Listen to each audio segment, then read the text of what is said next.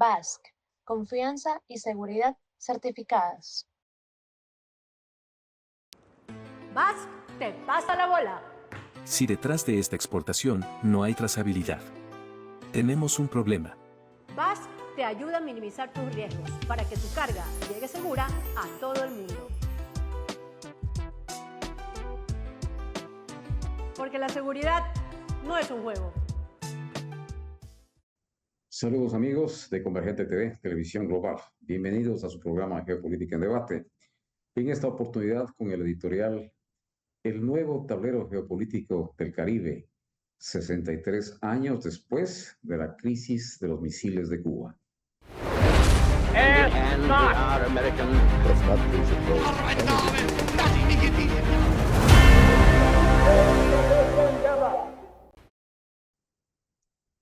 63 años después de la crisis de los misiles de Cuba, el Caribe vuelve a ocupar un papel protagónico en el tablero geopolítico mundial. En octubre de 1962, el planeta estuvo al borde del abismo nuclear, cuando la Unión Soviética instaló armas nucleares en la isla de Fidel Castro y el presidente de Estados Unidos, a la sazón, John F. Kennedy, respondió con una cuarentena naval, término diplomático para evitar decir el bloqueo naval. Aquel episodio no solo marcó el punto más álgido de la Guerra Fría, sino que definió la geopolítica hemisférica durante décadas. Hoy, más de medio siglo después, el eco de esta tensión se percibe nuevamente frente a las costas venezolanas, donde confluyen intereses rusos, chinos, Estados Unidos e incluso iraníes en una reedición moderna del viejo juego de poder entre Washington y sus adversarios globales. A la distancia, la crisis de los misiles de Cuba ya no es solo un episodio de la Guerra Fría, sino un espejo en el que se reflejan las tensiones eternas entre hegemonía y soberanía, miedo y cálculo, el orgullo nacional y la supervivencia planetaria. Fue, como diría Henry Kissinger, la diplomacia al borde del abismo. 63 años después, el eco de aquella confrontación persiste en la lógica de la disuasión nuclear que todavía rige el orden internacional. Esto en las nuevas realidades entre potencias, Washington, Moscú, Beijing, y en la mitad, como lo fue Castro en su momento, el presidente, el tiranuelo de Venezuela, que lleva a su país a enfrentar un potencial riesgo por aferrarse al poder, Maduro. El Washington Post recordaba recientemente que en la lógica de seguridad de los Estados Unidos, el Caribe sigue siendo la frontera marítima más sensible del hemisferio y que la presencia de actores extrahemisféricos como son Rusia y China reabre heridas estratégicas que se creían selladas tras la caída del muro de Berlín. En 1962, el desafío provenía de Moscú y se materializaba en los misiles soviéticos emplazados en Cuba. Hoy se expresa en la cooperación militar y tecnológica de Caracas con Rusia y con China. Y por supuesto en el uso del territorio venezolano como plataforma de influencia. The Economist describe a Venezuela como la bisagra de un nuevo orden multipolar en el hemisferio, donde convergen el petróleo, la crisis democrática y la rivalidad global. Según el semanario británico, lo que en los 60 fue un pulso ideológico entre capitalismo y comunismo, hoy se manifiesta como un conflicto por zonas de influencia y por la narrativa del poder, quien define la legitimidad de los gobiernos y los valores democráticos en América Latina. En octubre del 62, Kennedy impulsó una cuarentena naval a Cuba para impedir el ingreso de armas nucleares soviéticas. 6 décadas más tarde, durante el gobierno del presidente Trump, el Pentágono ha desplegado buques de guerra frente a las costas venezolanas bajo el argumento de operaciones antinarcóticos y lucha contra el crimen organizado transnacional. El país de España interpretó entonces esta maniobra como un gesto de presión estratégica con ecos de la Guerra Fría que buscaba aislar al régimen de Maduro sin una intervención directa. Más recientemente, la presencia naval de Estados Unidos ha vuelto a intensificarse y la retórica en Washington sugiere un retorno a la lógica de contención. The New York Times ha señalado que el Caribe vuelve a ser observado con el lente de la disuasión y que la sombra del año 62 no ha desaparecido, solo se ha transformado en nuevas formas de presión y rivalidad global. La comparación no es fortuita. En ambos casos, la política exterior de los Estados Unidos busca evitar que potencias rivales se establezcan enclaves militares o tecnológicos cerca de su esfera de influencia inmediata. Así es que en 1962 la amenaza era las armas nucleares soviéticas en Cuba. Hoy lo es un acuerdo energético, un puerto de uso dual o una base de comunicaciones operada por aliados de Moscú o de Beijing.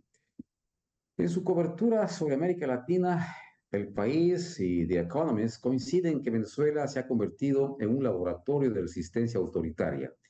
El control militar de la economía, la cooptación del sistema judicial y el uso de las fuerzas de seguridad como instrumento político han erosionado las bases de la democracia liberal. A esto se suma la dimensión criminal. De hecho, según un informe del Washington Post, la conexión entre altos mandos del chavismo y redes de narcotráfico ha creado un estado híbrido, ni plenamente ideológico ni puramente criminal, sino una combinación de ambos que se sostiene gracias al respaldo de aliados externos. Desde Moscú, Sputnik ofrece una narrativa opuesta, como no puede ser de otra manera, pues describe a Venezuela como una nación asediada por el imperialismo norteamericano y celebra la solidaridad energética y militar de Rusia y China como expresión de un nuevo equilibrio mundial. Este discurso, aunque ideológicamente heredado del antiimperialismo soviético, cumple la misma función que en el año 62, presentar a América Latina como el escenario donde se mide la resistencia ante la hegemonía de Washington. En su edición de septiembre de este año, The Economist advertía que la expansión china en el Caribe combina diplomacia económica y presencia tecnológica, citando la instalación de centros de vigilancia y redes de comunicación 5G en varios países de la región. En paralelo, Rusia ha intensificado su cooperación militar con Caracas y Managua, reactivando acuerdos que datan de la era soviética. Esto de acuerdo a The Economist, semanario británico. El New York Times subraya que estas alianzas no se limitan al terreno económico. La presencia de asesores militares rusos, el suministro de drones chinos y la expansión de puertos de doble uso en Venezuela y Cuba constituyen una red de proyección que inquieta al Pentágono. Se trata, en definitiva, de un retorno estratégico del bloque euroasiático al Caribe, una región que desde la doctrina Monroe, la de 1823, Washington considera parte esencial de su seguridad nacional. La crisis de los misiles de 1962 terminó con un pacto secreto, como recordaremos. Moscú retiraba sus misiles de Cuba y Washington, a cambio, retiraba los suyos de Turquía. Hoy no hay misiles, pero sí sistemas de influencia, bases de datos, flujos energéticos, armamento híbrido, propaganda y control de la información. El conflicto ya no es nuclear, sino narrativo. La BBC lo resume así: el nuevo orden mundial no se construye con ojivas nucleares, sino con algoritmos, contratos energéticos y satélites. En esa lógica, Venezuela no es un fin, sino un medio, un espacio simbólico del cual Rusia y China prueban la capacidad de Estados Unidos para mantener su hegemonía en su propio hemisferio. El Caribe vuelve a sonar como una partitura familiar: cuarentena naval, alianzas cruzadas, propaganda ideológica y un pueblo atrapado entre gigantes. En 1962, Kennedy y Khrushchev evitaron la catástrofe por una delgada línea de comunicación y sensatez diplomática. En 2025, la región necesita ese mismo espíritu. Si algo enseña el recuerdo de la crisis de los misiles, es que la supremacía no garantiza la estabilidad y que el exceso de poder sin diplomacia puede conducir a la ruina.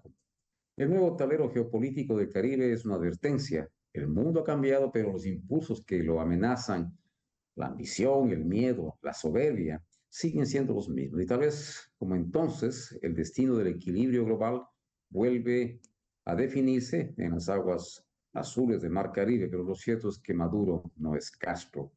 El desenlace, como entonces, dependería no de la fuerza, sino de la prudencia, porque como recordaba Kennedy en su discurso final de 1963, la humanidad debe poner fin a la guerra o la guerra pondrá fin a la humanidad. Gracias y hasta la próxima. Basque, confianza y seguridad certificadas. Basque te pasa la bola. Si detrás de esta exportación no hay trazabilidad, tenemos un problema. BASC te ayuda a minimizar tus riesgos para que tu carga llegue segura a todo el mundo. Porque la seguridad no es un juego.